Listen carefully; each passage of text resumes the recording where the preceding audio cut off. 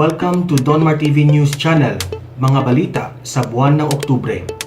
Mayor Isko, gusto kita, iboboto kita kung ikaw ang tumakbo sa Maynila, ngunit hindi ako botante ng Maynila. Ngunit, mas inuna pa natin to kaysa nagpasa tayo ng persona non grata sa CPP-NPA na siyang pumapatay sa ating mga kababayan. Mas inuna pa natin ito kaysa magpasa tayo na magpapaingting ng laban para sa CPP-NPA na siyang pumapatay sa ating mga sundalo. Mayor Isko, where is your priority?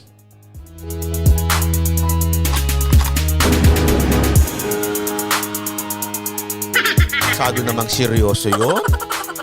Hindi di ba ho? Wag ho natin ulitin ko ha. Wala akong problema sa pamamalakan ni Mayor Isko. Nilinis niya lahat, ginandahan niya. Okay ako doon. Pero ito, problema ko itong batas na ito. Sabit to. Sorry mga kababayan, pero hindi ho ako blind supporter ni Mayor Isko. Sorry mga kababayan, hindi ako kulto. Hinahangaan ko si Mayor Isko, pero this time I think this is so wrong. Malinaw yung apat na binigay ko sa inyong rason. LGBTQ, masaya na sa Maynila. Ayan ha. Bakit? Masaya na sila. Uulitin ko uli ha, para ho sa mga gullible, para sa mga kulto. Uulitin ko uli ha. Hindi ho porket pinupuna natin ng isang politiko, ibig sabihin ho masama na ho yung politiko. Okay? Hindi ho ibig sabihin gusto natin ng isang politiko ay hindi na ho natin pwedeng punahin yung kanyang ginagawa. Dahil ang mga politiko po ho ay hindi ho yan Diyos. Kaya nga minsan babansagan kayong kulto. Ano ho yung kulto? Sige lang ang paniniwala ninyo kahit minsan mali-mali na ang ginagawa. Sige lang kayo ng sige. So ang akin, okay, kung meron mang politiko dyan, kahit ina-admire ko, kahit gusto ko, pag may ginawa siyang mali, dapat punahin. Okay? Kasi meron na naman dyan na nagsasabi, kaya daw pinupuna si Mayor Isko, pinupolitika. Anong pinupolitika? Hindi ko magets. Tatakbo ba siyang kakandidato ba siya sa 2022? Ang layo-layo pa nun. At feeling ko naman, tulad ng sinabi niya, magme-mayor at magme-mayor yan. So ulitin ko uli sa mga gullible. Kung ako bibigyan ng pagkakataong bumoto dyan sa Maynila na hindi naman pwede dahil di ako taga Maynila, iboboto ko pa rin dyan si Mayor Isko. Kasi siya pa lang sa tingin kong the best na natumakbo dyan. Ngunit datapot subalit, pag may mali, dapat hong punahin. So ano ho ba ang sinabi niyang, o ano ho ba itong pinasa ng ni Mayor Isko? Okay? Ito ho yun. Ayan, okay. Ito po yung, ano man tawag niya dito, sandali ha, na-download ko ito May tawag ko sila dito Wait lang. Manila LGBTQI Protection Ordinance. So, una ho, ano ho ba ibig sabihin niyang LGBTQI? Refers to, ayan. L as in lesbian, gay, a woman whose emotional, romantic, and sexual energies generated towards other women, women to women.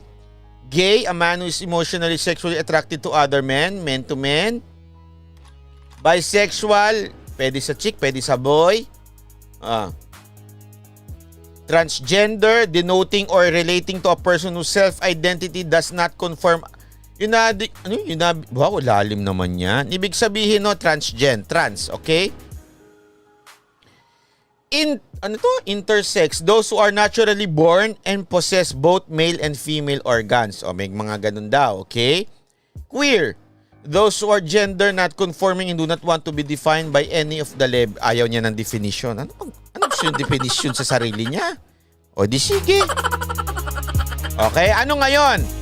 So ano ngayon ang ibig sabihin niyan? Anong itong prohibition? Ano ang pinagbabawal sa Maynila? Ito, isa-isahin natin ha. Okay, ayan ho yun. Pero, ito ay sinamarize ho ng Rappler, which is dinoble check ko naman po sa pagkakataon na ito, tama naman ang kanilang summary. Pangit nga lang, joke. Pero tama naman po yung kanilang pag-summary, okay? In Perlalu, okay?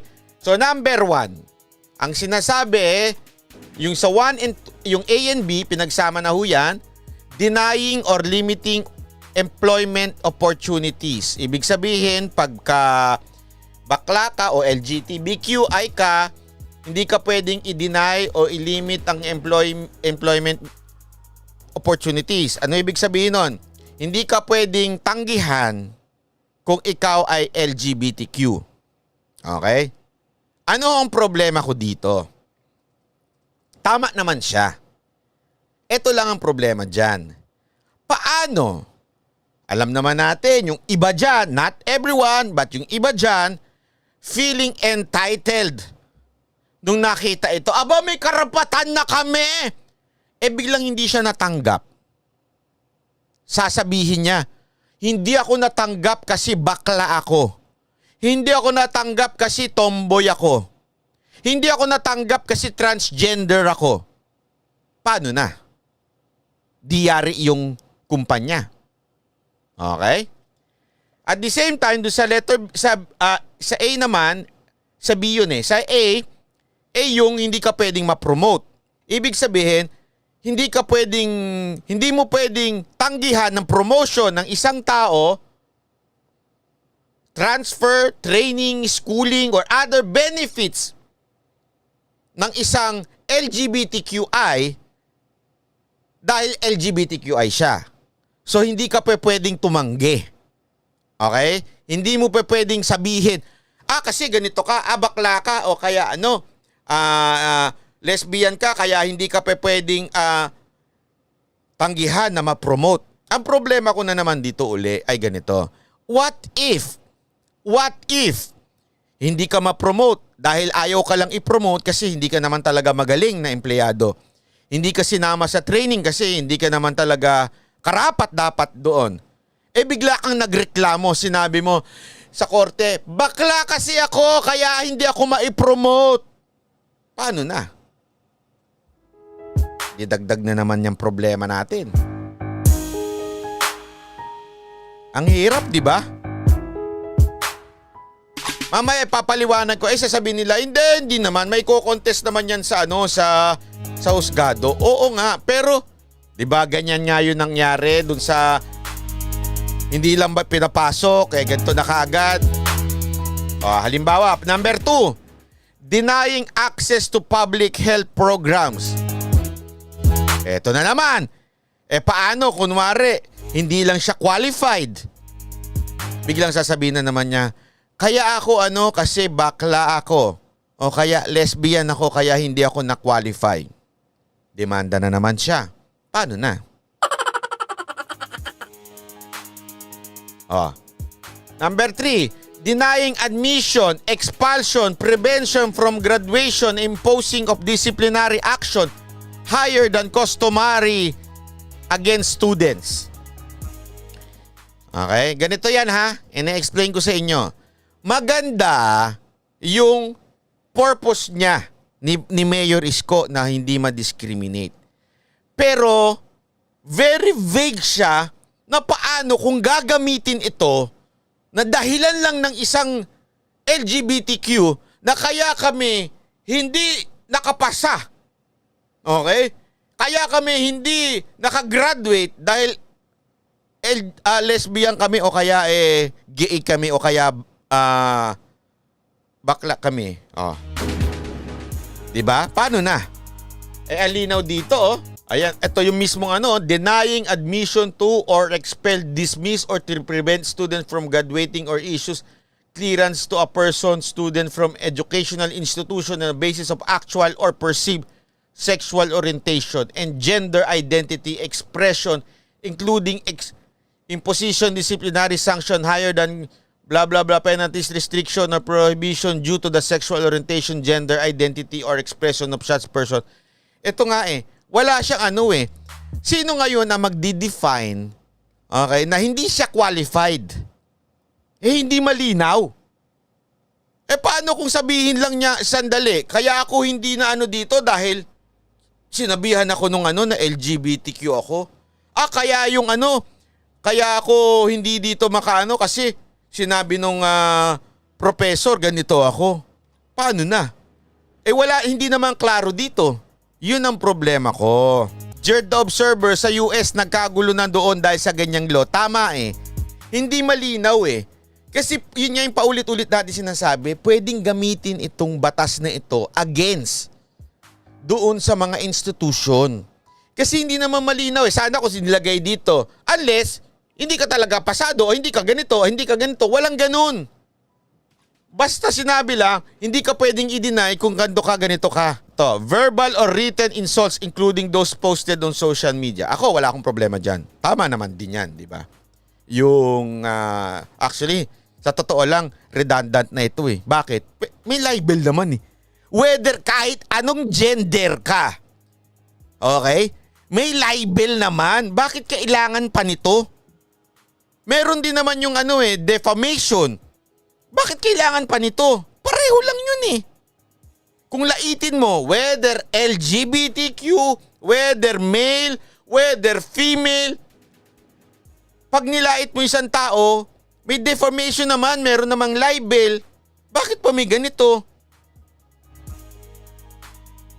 Number 4, revoking accreditation, recognition, and registration in educational institution, workplace, and communities. Hindi ko maintindihan eh, tinan mo. Denying goods or services, imposing onerous or ano yun? Basta, terms and condition. Ganun din naman, mapalalaki, mapababae. Pag dininay mo ng ganun, pwede kang idemanda.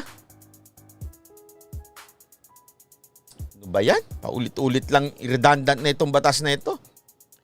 Denying access to theaters, malls, spa, parlor, and other venues. Bakit? Pag lalaki ka ba, walang ganito? Pag dininay mo ba isang tao, oh my golly. Sorry pero lalo na, actually medyo sabit nga ito eh. Isipin mo ha. Denying access to theaters, malls. Paano? Grabe oh. Basahin nyo yung buo. Nasa Twitter yan ni Mayor Isko eh. Hindi klaro na naman to. Refusing or failing to allow any person to avail of service of accommodation in theaters, malls, spa, parlor, studios, ayan ito lahat. Rented out to offered a public for fee of the basis of actual perceived sexual orientation, gender identity, and expression. Provided the fact of giving inferior accommodation or service shall be considered as denial of access or use of such. Wala namang ganyan eh. Brewooded, salamat po. Paano kung i-deny? Sabihin na naman, nung isang LGBTQ, dininay ako dito kasi ganito. Yung pala meron siyang hindi sinusunod na patakaran doon. O di problema na naman yun. Yun lang eh, kasi yun lang, wala. Period. Wala nang kasunod na pa unless hindi talaga siya sumunod sa patakaran ng establishment na yon. Unless hindi niya sinunod ito. Kung sabihin lang niya, kaya ako deny kasi bakla ako, LGBTQ ako. Sakit sa bangs nito. Ewan ko ba? Kung sino man na nag-isip dito taga Maynila. Physical and verbal harassment, unjust detention, and involuntary confinement. Kahit lalaki o babae, kahit anong pang gender niyan, talaga namang bawal yan. Physical and verbal harassment? Ano ba? Kailangan pa ba natin ng batas na to? Ito masama, number 10. O kaya letter K dun sa organizing groups and activities which promote and incite discrimination against person on the basis of actual perceived sexual orientation and gender identity and expression which result in physical, psychological, and emotional violence and harm. Patay tayo dito. Ito tayo patay. Ito ang problema ko, ha? Ito ang problema ko sa batas na ito. Etong letter K. Paano kung may isang church o isang relihiyon na sa tingin nila masama o hindi maganda ang LGBTQ? Sa tingin nila, ulitin ko, hindi ko relihiyon niyang ganyan, okay? What if lang may ganyang relihiyon? Tapos, i-promote ngayon, sabihin ngayon ng isang relihiyon na ito, ang kabaklaan ay kasalanan. Kunwari lang hindi ko sinasabing ganyan ng pinaniniwalaan ko. Kunwari, sabihin ng isang relihiyon, no, isang pastor o isang pare, ang kabaklaan ay kasalanan o kaya ang pagiging tomboy ay kasalanan. Tapos, biglang sabihin mo, nasaktan ako. Nagkaroon ako ng psychological, emotional harm. Na-harm ako emotionally. O ano, papatak siya sa letter K. Ano yun? Hindi, bawal yun. Papatak siya dito sa batas na pinatupad nitong Maynila. 'Di ba? Medyo kaya nga 'di ba paulit-ulit ko sinasabi kahit noon pa, yung SOGI bill na yan, yung SOGI bill na yan. Oo, maaring napoproteksyonan nila yung yung LGBTQ pero nasasagasaan nila ang karapatan ng ibang tao. Yan ang problema dito. Paano kung karapatan ng isang organisasyon na sa tingin nila mali ito? Yun ang paniniwala ng kanilang relihiyon. Paano na? Hindi sila pwedeng mag-promote?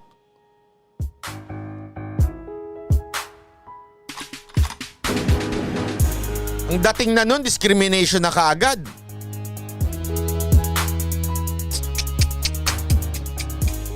But this is not good. Letter I.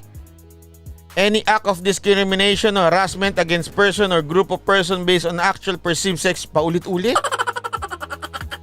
which demeans dignity and self-respect. So paano pag pupunta na kagad sila doon sa barangay o saan man, sabihin nila, binastos ako kasi bakla ako, binastos ako kasi ganito ako. Di ba nga meron namang batas kahit nga babae binastos, pwede rin o kaya lalaki binastos, pwede rin magdemanda. Meron na niyan. Bakit uulitin pa?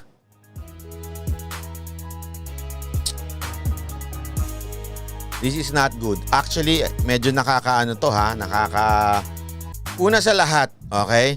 Wag naman nating, eto kasi yung iba naman sa ito medyo extreme, sinasabihan naman natin. Baka kasi bakla yan si Mayor Isko. Wag ganon.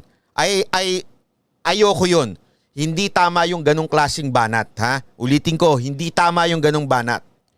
Wag natin na maging ad hominem tulad ng iba. Wag ganyan, mali yan mga banateros. Ang tama punahin natin yung mali. Sa tingin ko, sa akin po sa akin lamang po ito. Sa akin lamang po, you may disagree if you want.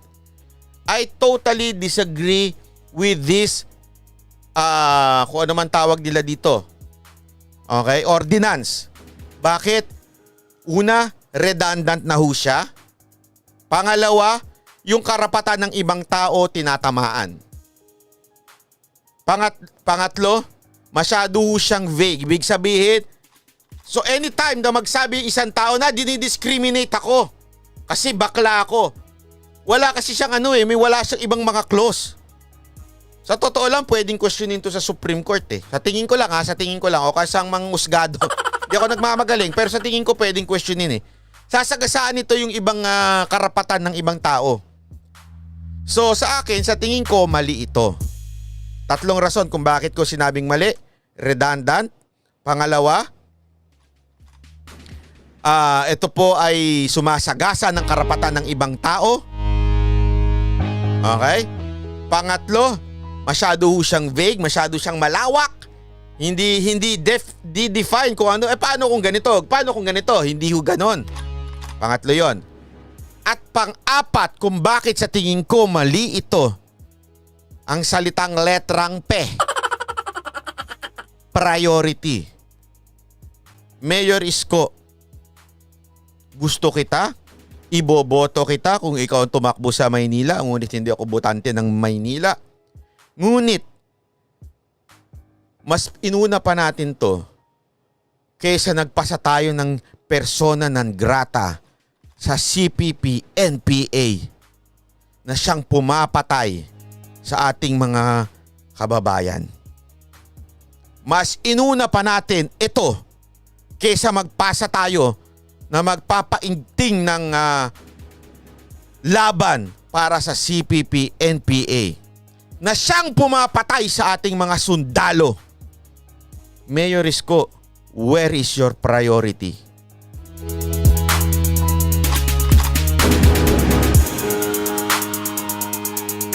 Masyado namang seryoso yun. Hindi di ba ho? Wag ho natin ulitin ko ha. Wala akong problema sa pamamalakan ni Mayor Isko. Nilinis niya lahat, ginandahan niya. Okay ako doon. Pero ito, problema ko itong batas na ito. Sabit to. Sorry mga kababayan, pero hindi ho ako blind supporter ni Mayor Isko. Sorry mga kababayan, hindi ako kulto. Hinahangaan ko si Mayor Isko, pero this time I think this is so wrong. Malinaw yung apat na binigay ko sa inyong rason.